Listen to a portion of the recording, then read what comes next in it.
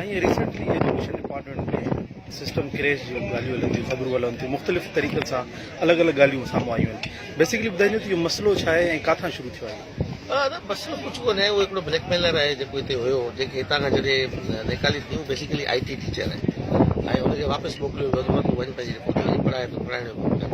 ऐं उन इहे ख़बरूं ॻाल्हायूं आहिनि को बि सिस्टम क्रैश कोन थियो आहे डेटा मौजूदु आहे सॼी साॻी डेटा मौजूदु आहे ऐं ईअं ईअं 2 लख मुलाज़िमनि जी डेटा हली वञे का मुश्किल त कान्हे पर उहो हिकिड़ो ब्लैकमेलर आहे जेको रहियो हिते डिपार्टमेंट में उन वटि इहे सॼियूं बेसिकली प्रॉपर IT डिपार्टमेंट ठहियल न हो जीअं हुजणु खपंदो हो हिकिड़ा माण्हू हितां खां खणी टॉप फैक्ट्री खां रखंदो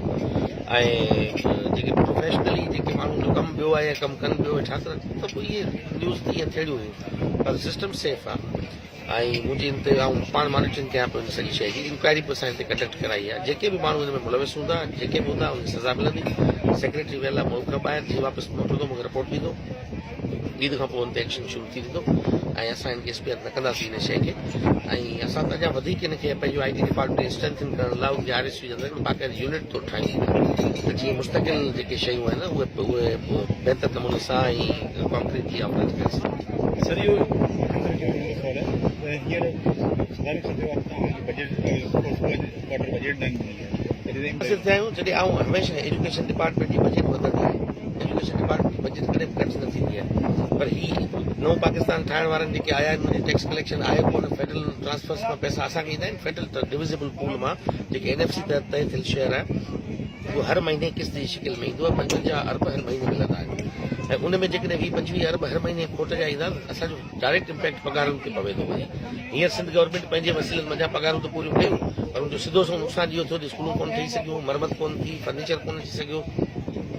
चइनि क्वार्टर्स जे बजाए 2 क्वार्टर आया जेके स्कीमूं जून में कंप्लीट थियणियूं हुयूं अॻे साल न हलियूं वयूं त डेफिनेटली मुंहिंजो त लक जी ॻाल्हि आयासीं अहिड़े टाइम ते जॾहिं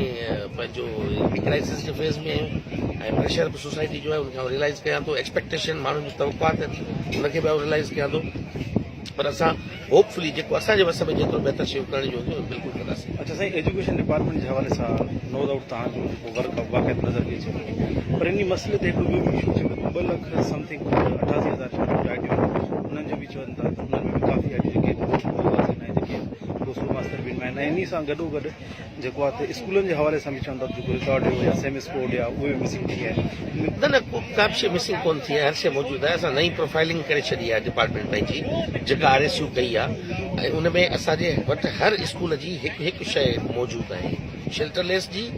ऐं जेके IDs जिन स्कूल्स खे मिलियल आहिनि सेमी स्पोर्ट मिलियल आहे उन्हनि सभिनी स्कूल्स जी बाक़ाइदे प्रोफाइलिंग थियल आहे इवन एतिरे हद ताईं थियल आहे जॾहिं स्कूल में बेचिस केतिरियूं पयल आहिनि उहा बि असां वटि मौजूदु आहे डेटा इहा असां हाणे सेंसस कई आहे ऐं ॿी ॻाल्हि त 2 लख 88,000 IDs जी ॻाल्हि ई कोन्हे 2 लख 88,000 मुलाज़िम ई कोन्हनि एजुकेशन डिपार्टमेंट में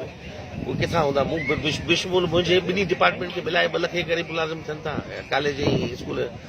ॿिन्ही खे मिलाए सो अहिड़ी का ॻाल्हि कोन्हे उहे सभु सिक्योर आहिनि बाक़ी अहिड़ा ब्लैकमेलर जेके माण्हू हूंदा पंहिंजी माफ़िया जी शिकिल ठाहे वेठा उन्हनि खे ज़रूरु पंहिंजी तकलीफ़ थी हुई उन्हनि खे पंहिंजे फेस करणो पवंदो उन्हनि खे बि थैंक यू फेस